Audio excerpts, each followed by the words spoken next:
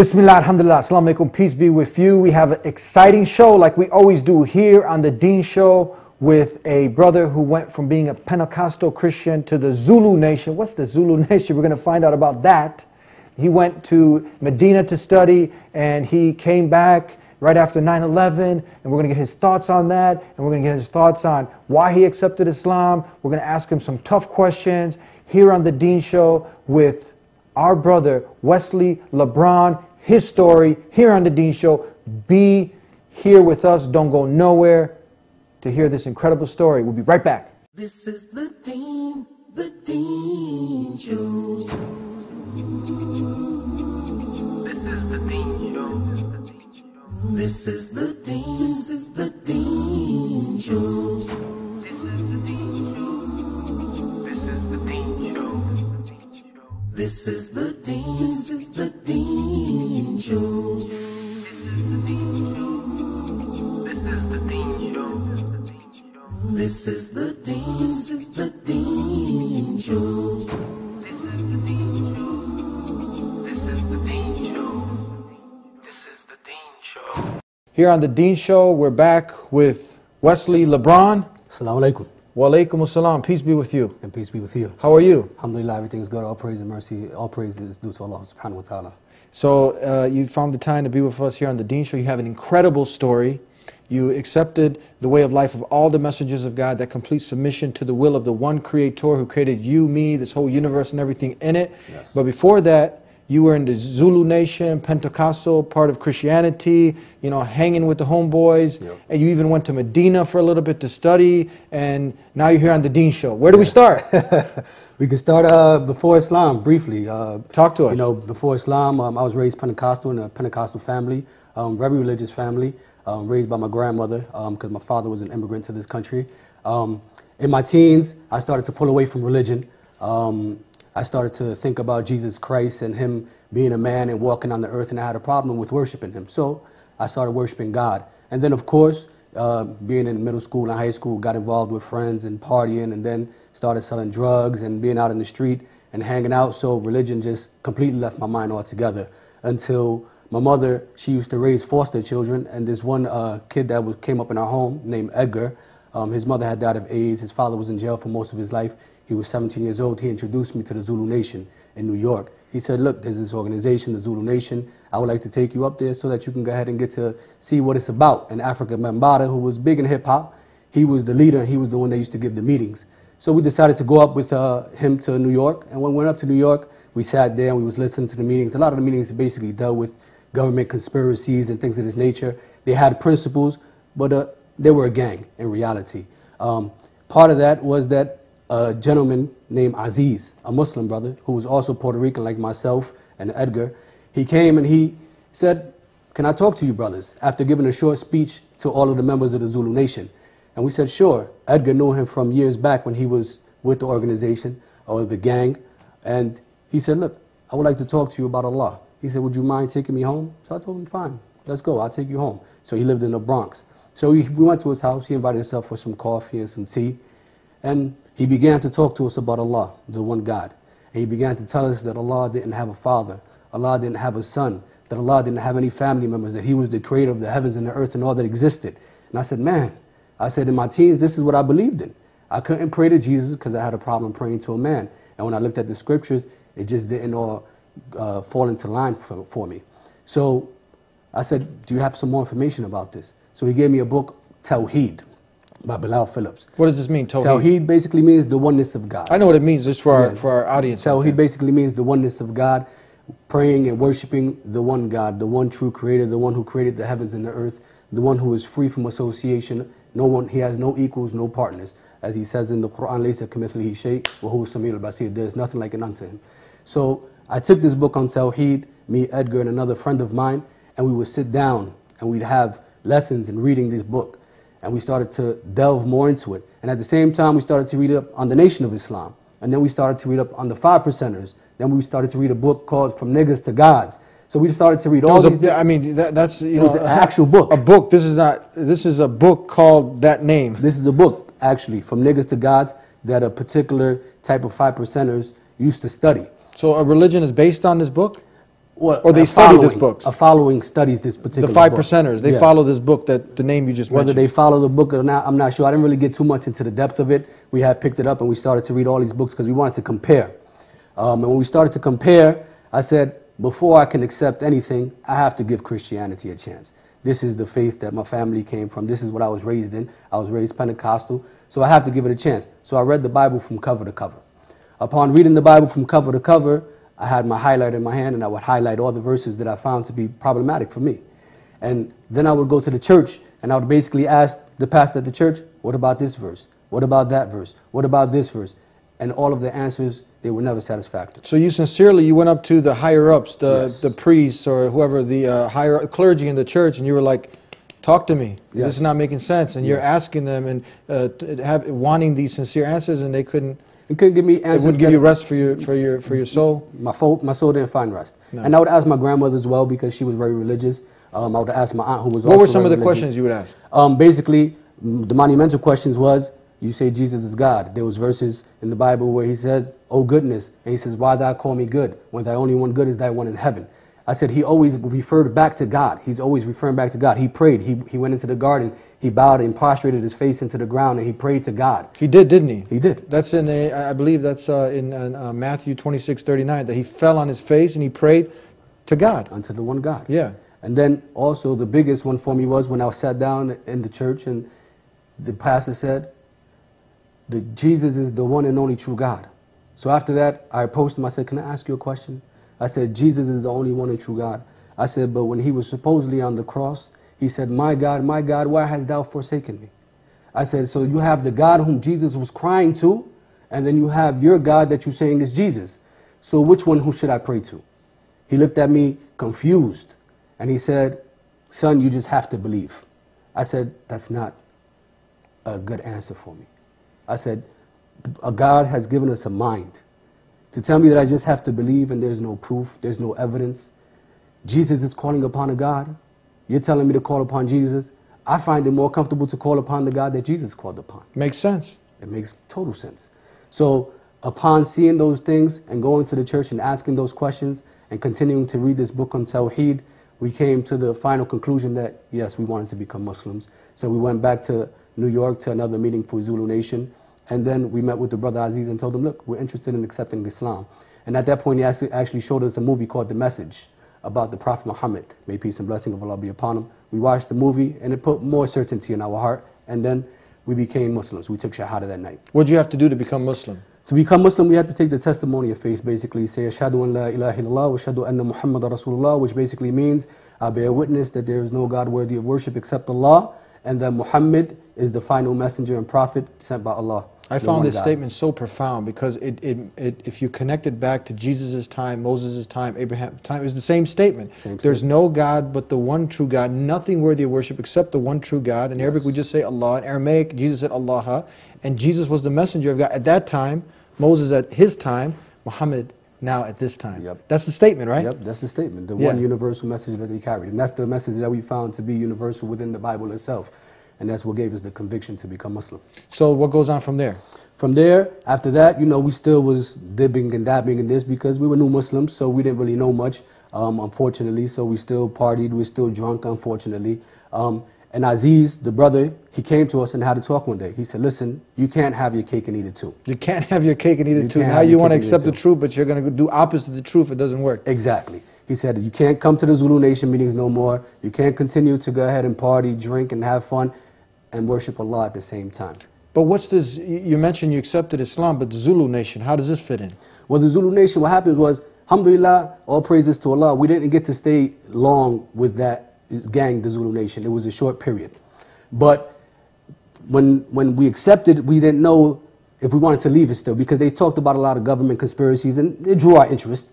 But then when Aziz said, listen, you know, you can't have both. You're either going to be religious or you're going to deal with this junk over here. Because at the end of the day, it was the gang and the underlying principles were no good. So we said to ourselves, okay, we're going to choose Allah subhanahu wa ta'ala. We're going to choose to be religious. And he told us, don't come back to New York anymore. He said, find a mosque in your area because we're from New Jersey originally. He said, find a mosque in your area. When you go there, call me, let me know what they're teaching, and then I'll tell you if what they're teaching is correct, and then stay there at that place. Don't come up here no more, and change. So we did that. We went to Paterson, New Jersey. We found the mosque. We stood out in the parking lot. And we were kind of nervous at first. We was like, man, this is something new. We left. We didn't go in. We came back the second time. We said, okay, let's go in. So we went in the mosque. It was actually a Palestinian masjid. When we walked in, everybody speaking Arabic, no English. Everybody's talking words, Assalamu alaikum, may peace be upon you, Jazakallah khair, may Allah reward you. All these words, and we're sitting there, you know, astonished because we didn't know what these words meant. We're gonna get into some of the definition of these common used words that you've heard, and we got so much more to talk about here on the Deen Show with our brother, your brother, Abdul Sumaya, here on the Deen Show. We'll be right back. Everybody, deep down, they believe that there is a God. Yeah. And as much as they deny it. If God exists, and He does, if God sends prophets, and He does, if God reveals books, and He does, should He not tell me how to live my life? Doesn't that make sense? They feel more secure and safe now inside the religion of Islam than they ever felt out in the streets. But the best way to bring true, profound happiness, true, profound peace, true, profound tranquility is by following the guidance that God has given. La ilaha illallah, la ilaha illallah. See for yourself what Islam has to say, because it really is the path to happiness and truth in life. Back here on the Deen Show with Abu Sumaya, formerly Wesley LeBron? Yes, correct. What, like Wesley Snipes? Like Wesley Snipes and like LeBron James. Yeah, so why did you change your name? Well, when we first accepted Islam, you know, it was a big thing. I walked in and met Muslims, and everybody has these different names, and we started to find out what they mean. So a good friend of mine who accepted Islam with me, Tony, he said, we started looking at the attributes of Allah. So one of the attributes was Abdur Razak, which meant the provider, of the servant of the provider, meaning Allah. So he said, you have kids. You're always providing for your kids. You're always taking care of people. You're always helping people out. Why don't you take this on as an attribute for yourself? And that way it's a constant reminder for you of what you should be doing.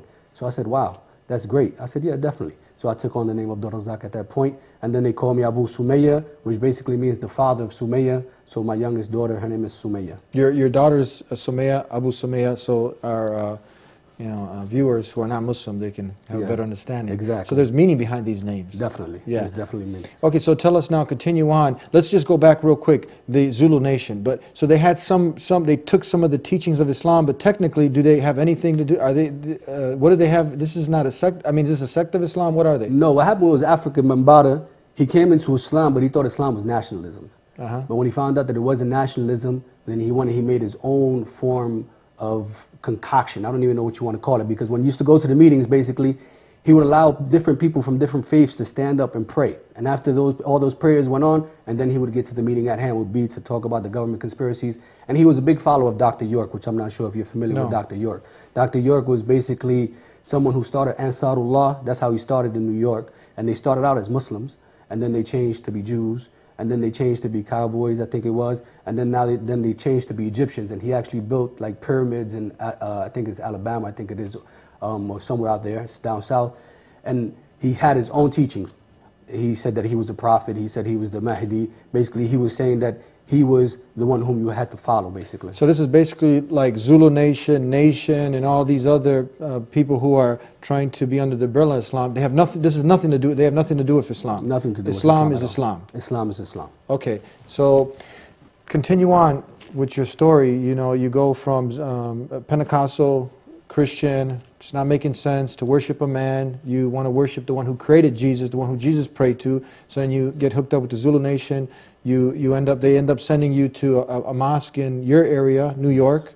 What happens from there? So basically from there I went into the mosque, you know, and like I said, I walked in and these people were using all these different terms in Arabic. The imam, the leader of the masjid, he was talking in Arabic because all of his constituents were basically Arabs. So I said, man, I made a mistake. I said, I came into this faith. I said, I don't speak Arabic. I don't understand what they're saying. You're like, I'm Puerto Rican. I don't want to be Arab. Exactly, exactly. And it just so happened that when we came out of the mosque that day and walked into the hallway, we seen two guys in the hallway. They had hoods, sweat hoods on. They looked like they were from the hood. So I said, hold on. I said, let me go talk to them. You know, it looks like I could go ahead and get along with these guys. They come from where I come from. So when I went up to them, they were actually from Guatemala, 2 brothers from Guatemala who accepted Islam maybe a few years before we did. So they told us, look, there's an American mosque about a mile from here. You maybe feel more comfortable if you go there. So I said, okay. He gave us the address and we decided to go there. But before we went there, we actually took some time. Because like I said, we were still involved in the street and this was a little much for me. Walking the step was a little much. So one day we picked up a friend from the projects and I see 2 men walking, African-American men, and they had thobes on. Was the Arab cultural wear, the white long garment that looks like a dress. So I looked at him and I said, yo, what's this? So my friend who accepted Islam with me, Tony, he said, those are Muslims. I said, I know I accepted the wrong faith now. I said, I can't walk around here wearing dresses. They crazy. What's wrong with them? Yeah. I said, oh man, this is crazy. So we decided, said, look, let's go to the American Mosque in Patterson, the other one, and see what's going on. And lo and behold, when I walk in, the same man that I saw at the projects with the thobe and the white dress on, he was the imam there. And it just so happened that we sat down and we began to talk to him, and that became a long, beautiful friendship that I had with that particular imam. So one day, it just so happened, I was at home drinking, smoking with friends, and we're sitting out on my porch. While we're sitting out on my porch, I'm looking into the sky. I'm just looking at the moon. I'm looking at the stars. It's about 3 o'clock in the morning. And the story of Ibrahim, I had read it in the Quran just recently about him talking to his people, talking about the sun must be my Lord. Look at how strong it is. And when the night covered the day, he said, that can't be my Lord, because verily is weak. So I started contemplating on this story, and I said, if I don't change, Allah is going to destroy me. At that moment, I told my friends, get up, get out of my house. They said, what are you talking about? You drink, you get high, now you don't know how to act? I said, no, this is the first time in my life that I know exactly what I'm doing. I said, get up and leave. At that point, I knew that I had to cut off all of my friends. This was in the middle of the party now. This was in the middle of a gathering. Yeah. And I said, you got to go. I said, Were they Muslim? They weren't Muslims. Okay. I was hanging around with a bunch of non-Muslims. And I said, you got to go. But they weren't good influences for you now. They weren't good still influence. they're supporting the drinking, the smoking, and calling me to it. Yeah. Calling me to it. And that's why I said I have to cut them off. And you really want to become a better human being. And I wanted to be a better person. I wanted to be a better man. I wanted to be a better father. I wanted to be a better worshiper to my Creator. So I knew that I had to get away from them. So I cut them off. I left them alone. And my second home became the masjid. I would go to work, come out of work, and go to the mosque. And I would stay in the mosque, learning, praying, sitting around the brothers so that I can go ahead and begin to develop better character. And this became my life. Tell us now, you took a major step, a major leap forward. But why? Why not just stay where you're at, hanging out? It's fun. People, drinking with the boys, chasing the ladies, going to the parties, to the nightclubs. Now you have a bunch of do's and don'ts. Yeah. You got to get up at a certain time and pray. Yeah. When it's difficult to get up, you're not supposed to be cursing, lying, deceiving. Over here it's a pretty easy lifestyle. This it takes a lot of effort. You know what I mean? It's a struggle. Why didn't you just stay with the easy way? Why'd you choose this hard way? Well, the easy way, it seems easy, but it's actually miserable. You live in this life that it seems to be something that seems to be all about fun and partying, but the reality is that there's no fun. After it's all over, you woke up, you had a hangover, you may have got a woman pregnant like I did 2 times, ended up having 2 kids, now you got child support. It has consequences with it. And then when I began to live the life of faith, it began to become sweet. Sweet. Sweet. Life began to taste so sweet. Faith began to taste sweet. I began to feel like a person all over again. I began to feel free. When I worshiped God, I was able to worship Him with peace in my heart. I was able to walk around and show my family. My family, when they saw the change in me, it was incredible. At first, they didn't want to know nothing about me. You're a Muslim, get out of here. You're worshiping the devil. And then when they seen that I stopped drinking, that I stopped smoking, that I changed my life, I stopped womanizing. And then they came to me and said, hold on, let's sit down. This is not the same guy. This is not the same guy. We've been trying to get him to stop the whole time. It didn't work. Nothing worked. Nothing worked. But Islam worked. Islam worked. Why? So much so that my father, one time, he was at a hot dog truck and the man was praying. And when the man finished praying, he said to my father, I'm sorry, I'm Muslim. My father said, no, my son is Muslim, I understand. He said, where are you from? He said, Puerto Rico. He said, and your son's Muslim? He said, what do you think about Islam? He said, I can sleep at night now. Your father you caused so much havoc Yes. Your father and mother couldn't sleep, but now you accepted Islam, the worship of the one Creator, and now your character got better, your life got better, and now your parents could finally get some rest. Yes, my family can finally get some rest, and they were at peace. Were they worried now also because, you know, all the false hype that's out there that now you're going to, you know, go and hurt innocent people, terrorize people? What about that? Well, what's amazing was that when the hype kicked in, I was actually in Medina studying. So you actually went down to the Islamic University of Medina. This is how motivated you are. You went to the university, Yes. the prestigious university, to learn the religion. What happened? I went to the prestigious University of Medina to learn the religion, and I always say that that Allah did not send me there to learn. He didn't send me there so that I could become a scholar. He sent me there to change my life. When I went there, I saw what worship was all about. It became clear to me that God is to be surrounded, that our life is to be surrounded around God and not God around our lives. So I was there for about 6 months. 9/11 happened, and my family was here in the States. So I felt that I had to come back because me and my wife were the only Muslims in our family, and I felt that she needed the support being a new Muslim that I needed to give her, and we needed to support each other in this particular time. And at the same time, I needed to be here to also talk to my family and prove to my family that, listen, this is not what Islam and what Muslims are all about. We're going to take a break. We got a few more questions to ask before we come to a close here on The Dean Show. You don't want to go nowhere with this exciting story. We'll be right back. And if we're going to worship something, I figured I might as well worship the Creator instead of any of the creations. Now, upon investigating all the religions, I remember finding out the meaning of what Islam is, what a Muslim is. Those who surrender themselves to God is a Muslim. Those who surrender, submit to God, God's will. That is it. Islam was pure. It was just, you just pray to God, your Creator. On the outside, everything looks good. You see the $100,000 cars, you see a lot of diamonds, you see a lot of females, and they think that this is, you know, this is the life. This is like, you know, paradise right here on earth. It's not anyone's job to go into someone's heart and change their heart. Your job is to tell people what the truth is. And the reality of it is, while I'm sitting here constantly paying for the disease, the cure was free. I am not afraid to stand alone. I am not afraid to stand alone. If Allah is by my side, I am not afraid to stand alone. I am not afraid to stand alone. If Allah is by my side, I am not afraid to stand alone. I am not afraid to stand alone. If Allah is by my side, I am not afraid to stand alone.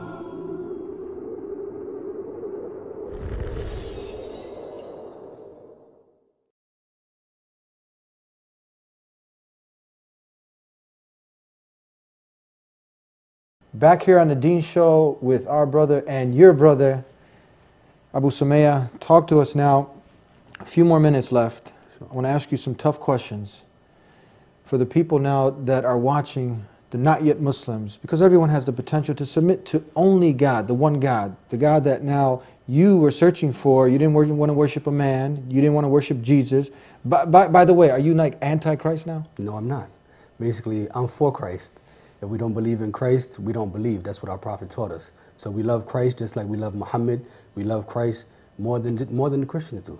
Well, that's a bold statement. How, can you back that up? Oh, of course, definitely. You know, part of Christ is in our life as well. You know, many people think that we don't believe in Christ. That was the first thing my family thought. And then we start to show them the proof. There's a whole chapter about Mary in the Quran, chapter 19. If you read it, it speaks about Mary and about all the things that Mary went through. It speaks about Jesus, all the miracles that Jesus had, all the miracles that Jesus did, everything that Jesus taught.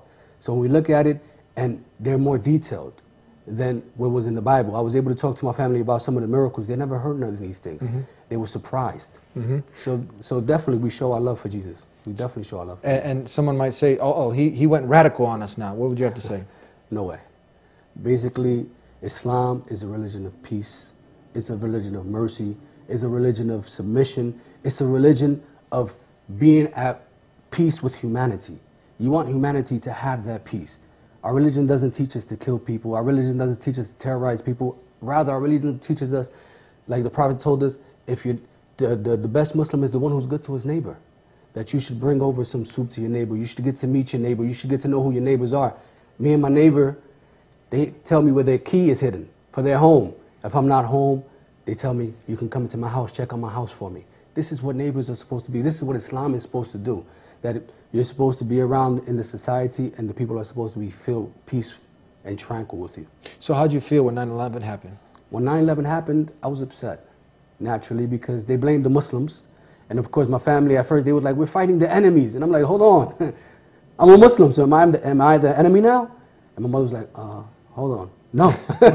So it was baffling, you know. So we had to come and teach them, no, this is not what our Prophet taught us. Our Prophet told us that the man who kills himself in a suicide bombing, that he goes to hell. There's no permission. In times of war, we can't kill innocent women and children. You can only fight the person who's fighting you. You can't bulldoze homes. You can't tear the trees out of the front of the homes. You can't do none of these things. So if the person you're fighting stops, then you're supposed to stop as well, to show that self-restraint. So this is what Islam teaches us. Amazing, amazing. Tell us now, for the person who's still stuck where you were, and you know they're not happy, that void is there. There's an emptiness there, yes. And they're still partying, hanging out at the nightclubs, you know, womanizing, and the women getting sucked up also, wanting the attention from the men, and you know, it becomes just a game, a never-ending cycle. And how would you advise them? My advice for them is basically take the chance, read about Islam, read about the Quran, read about Muhammad sallallahu alaihi wasallam. May the peace and blessings of Allah be upon him. Give yourself a shot. You deserve better as a human being, as a person. You deserve more in your life than partying, drinking, being with men, being with women. Give yourself a shot. Pray to God. He's the one who created you. We're living in this existence because of Him. We breathe every day because of Him. What you have is because of Him. He's the one who provided for you. So you have to go ahead and seek after Him. You have to find out who He is. Find out what He expects of you, and then fulfill that. Amazing. Tell us now, we're almost out. We got 1 minute left. You also are continuing also your education. You are with what's the new name of the university? I'm with Mishkah University, which used to be the Sharia Academy of America. And basically, I found them in 2006 and continued studying Islam. I have about 10 courses left for my BA in Islam. And I think that for those who are looking to learn more about Islam, I think this is a good source for you. You're also the president of the Latino Muslims of Chicago? Yes, the president of the Latino Muslims of Chicago. We have monthly classes that we have at ICCI here in Chicago, the first Saturday of every month at 1 o'clock. First Saturday of every month? At 1 o'clock. And the lectures are all in Spanish because we want to reach out to the Latino community and be able to give back to them. How can people get a hold of you if they wanted more information on the Latino Muslims in Chicago or Islam in general? Latino Muslims Chicago at gmail.com. Okay, but they don't have to be Latino. Maybe they want to talk. They can relate to you. They, been through, some of the things that you've been through, and you know what? It's late at night, early in the morning. They're like, man, I need to change my life. I can identify with this guy. I need to talk with him. So they can reach you there. You can reach me there. You can hit me up on Facebook, Abu Sumayya Lebron at Facebook. And you can send me a friend, I'll friend you, and we can sit and talk. If people invited you to come out to their town, to their city, also to do, a talk about, extended talk about your story, you'd be willing to come? Oh, definitely, more than willing. All right. May Allah, the creator of the heavens and earth, reward you immensely for sharing your story with us. And may He bless you, Akhi, for all the good work that you do, Akhi. Ameen. Thank you. Ameen. And that was another exciting episode. I'm sorry we had to come to an end. I know you'd want us to continue more. It was very exciting, and I hope that you got to benefit. And if you're tuning in for the first time, know that we're here every week. We're here helping you develop a clear, lucid understanding about the way of life that was sent for all of mankind to live by. Peace acquired by submitting your will to the one who created you. That's Islam. That's the message that was sent throughout time. Really understand that we're not self-sufficient, that there is a purpose in life and we need to live our purpose. That void that's inside all of us cannot be filled with drinking and partying and just going out there and living according to your whims and desires. That will never make you happy. But when you truly surrender yourself to the one who created you, you have a relationship with the one who created you, His way, not your way. That's how you can truly be successful, when you live your purpose according to God's will, not your desires. And it starts with asking, and when you ask, you shall receive. So ask the Creator to guide you, and He'll facilitate a way. He'll facilitate a way, God willing. Continue to tune in here to The Deen Show. We're here to help you You can call us at 1-800-662-ISLAM to learn more, and we'll see you next time. Peace be unto you.